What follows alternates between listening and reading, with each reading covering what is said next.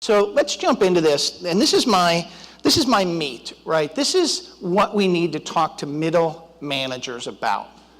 So I get it. What do you want me to do now, Jeff? So the first thing you've got to do is talk about your business case every day. And it's going to sound like old news after a while, but here's the problem. I'm going to throw some numbers out later. Women are $7 trillion in this country. Well, if I'm a middle manager in a department in a Fortune 250 company, that doesn't mean anything to me. So I need a business case at my level that I can talk about and understand and have accountability for. Then I can start to manage talent differently. Then I can start to ask tough questions and hold people accountable. The next one is deepen your cultural competency. This says I have to go and talk to people that I don't share common traits with and get to know them. And so how do you go out and have this conversation? How do you deepen your cultural competency? You guys are experts on that. And then finally, what are symbolic gestures and systemic changes? How do you become a champion? And so I'm going to close with that. So the business case, I like to keep things simple. Your numbers are going to be different, but you've got to plug these in for your company. But I'm going to give you some examples that I think are really interesting. And I call it the 80-80-80. The first 80 is revenue. The middle 80 is talent, and the third 80 is engagement. These are three things every business leader is interested in. So the first 80 is revenue. Very slow. Okay, there we go. You all know this, but the numbers are jaw-dropping. Women in the US buy or influence literally everything bought or sold in this country. 83% of everything bought and sold in a non-B2B setting is done by women.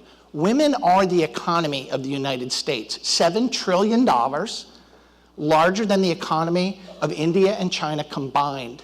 And what's really important is not just their spending power, but their influencing power. Financial services. 89% of financial service decisions are made by women. 89% literally of the wealth. Well, here's another interesting statistic. Women today control 40% of the investable wealth, and they're inheriting another 30% of the investable wealth when their husband dies. And we always die first, right? I think it's because we want to. Oh, by the way, women are going to live for another 15 years, and 60% of the time, she fires the male financial planner because he has always been patronizing to her. 60% of the time, she fires the male financial planner. And the first thing she does is turn to her friend and say, Kat, who's your financial planner? This has financial institutions just wondering, what do we need to do? The transference of wealth to women in this country is staggering. It's in the trillions of dollars. And so this is a big topic of conversation. Here's another one, houses. The influencing power of women, right? Men, you think you really had any say over that house that you bought?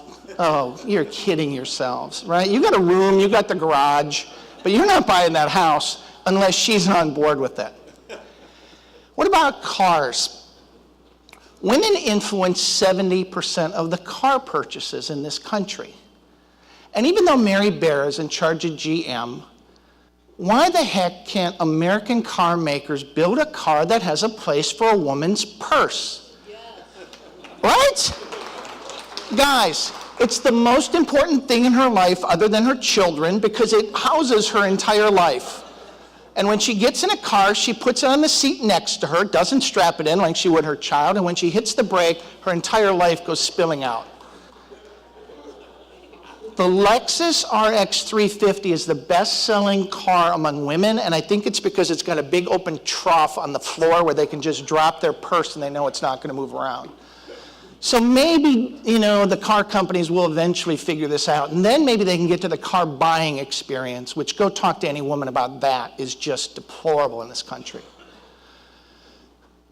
Health and medical services, this is critical. This is a huge growth industry in many of our states. Oh, by the way, women are making 80% of the healthcare decisions. I was up working with Bristol Myers. They actually call her the home health category manager now. So companies are starting to figure this out. And by the way, she's not just taking care of her family, she's taking care of her parents as well. So healthcare and women have a huge connection. And then the last one, do-it-yourself home improvement projects. This is interesting. This is that influencing role. This is Lowe's and Home Depot. Think about this. I'm not sitting home on Saturday going, oh God, that bathroom is hideous. We've got to tear that out. Oh, the paint in the foyer. When was the last time we did that? No, I'm pretty happy on weekends doing my guy's stuff. Women are the influencers of most of the home improvement projects in this country.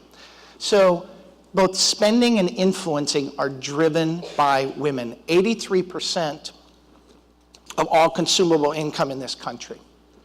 So that's the first 80. Whatever your 80 is really, really critical. Here's the middle 80. It's around talent. Talent today looks significantly different than the C-suite does.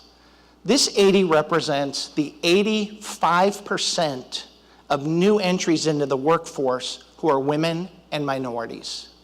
Let me repeat that number. 85% of people turning 18 in this country today are women or minorities.